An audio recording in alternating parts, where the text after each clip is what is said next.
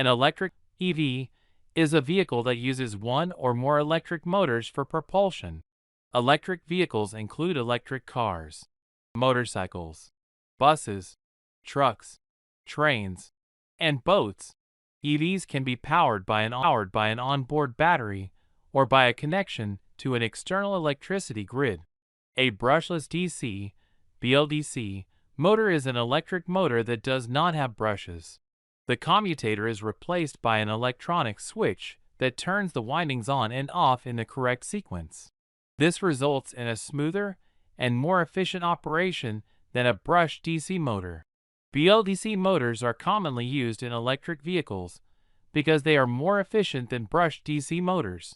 They are also smaller and lighter, which makes them ideal for use in electric vehicles. A brushless DC motor is an electric motor that uses direct current to power itself. The motor is made up of a stator, which is the stationary part of the motor, and a rotor, which is the rotating part of the motor. The stator is made up of magnets, and the rotor is made up of coils of wire.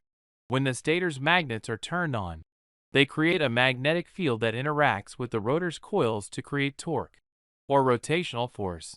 The amount of torque created by the interaction between the stator and rotor depends on the strength of the magnetic field, and on the speed at which the rotor is spinning.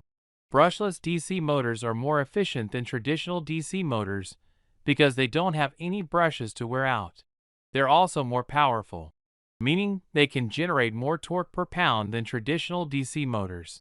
You will find that these motors are used a lot more than brush motors because they are so much more accurate. The electromagnets are able to manipulate the stepping motors, and you can adjust the motor to make it work perfectly for whatever application you need. This rotator is a little bit noisy though because it works by vibrating and uses torque. There is also an open loop and a closed loop version.